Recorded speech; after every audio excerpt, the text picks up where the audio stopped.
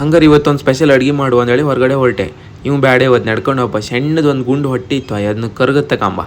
ಇವತ್ತು ನಾನು ನಡ್ಕೊಂಡು ಹೋಗ್ತಿದ್ರೆ ರೋಡ ಒಂದು ಗಾಡಿನೂ ಇಲ್ಲಪ್ಪ ಮರ್ರೆ. ನಾನು ನಡ್ಕೊಂಡು ಹೋಗ್ತಿದ್ದೆ ಅಂದೇಳಿ ರೋಡ್ ಬ್ಲಾಕ್ ಮಾಡಿದ್ರೆ ಅನ್ಕೊಂಡಿದ್ದೆ ನಾನು. ಗಾಡಿ ಕಂಡ್ರೆ ಹಂಗಲ್ದೆ ಸಮಯಪ್ಪ ರೋಡನ್ನೇ ಕಿತ್ತ ಮತ್ತೆ ಸರಿ ಮಾಡೋದಂದ್ರೆ ಇದೆ ಕಾಣಿ ಕಂಡ್ರೆ. ಹಾಯ್ ಸೆಣಕಿ ಪತಿಗೆ ಈ ಥರ JCB ಸುಮಾರು ತಗೊಂಡಿದ್ದೆ ನಾನು. ಈಚಿ ಬದಿ ಕಂಡ್ರೆ ಇವ್ ನನ್ನೇ ಕಾಣ್ತಿದ್ನಪ್ಪ. ಎಂತದ ಸ್ನಾನ ಮಾಡಿಲ್ಲೇನ, ಗಬ್ಬ ಇದೆ ಇವತ್ತು. ಈ ಜನ ಒಂದು ಮಾತಾಡ್ಸ್ಕೊಂಡು ಮುಂದೆ ಬಂದರೆ ಇಲ್ಲಿ ಕಾಣಿ ಯಾವ ಚಿಂತೆ ಇಲ್ಲ, ಯಾವ ಎತ್ತಿಲ್ಲ, ಹ್ಯಾಂಗೆ ಮನೆ ಕಣಿದು ಕಾಣಿ.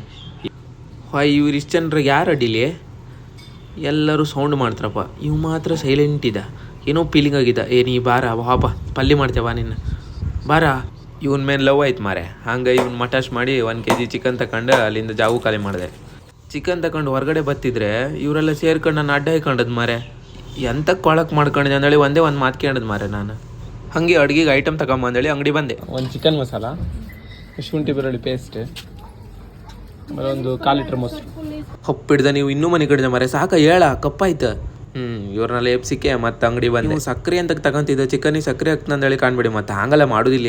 ಬನ್ನಿ ಮನೆಗೋಪ ಹಿಂಗೆ ಮಾತಾಡ್ತಾ ಕಂಡ್ರೆ ಗಂಟೆ ಹಾಯ್ ಚಿಕನ್ ತೊಳೆದೈತೆ ಎಂತ ಮಾಡಿದೆ ಹೆಂಗೆ ಮಾಡಿದೆ ಅಂದೇಳಿ ನೆಕ್ಸ್ಟ್ ವಿಡಿಯೋದಾಗ ಹಾಕ್ತೆ. ಫಾಲೋ ಮಾಡಿ ಅಕ್ಕ, ಬಾಯ್.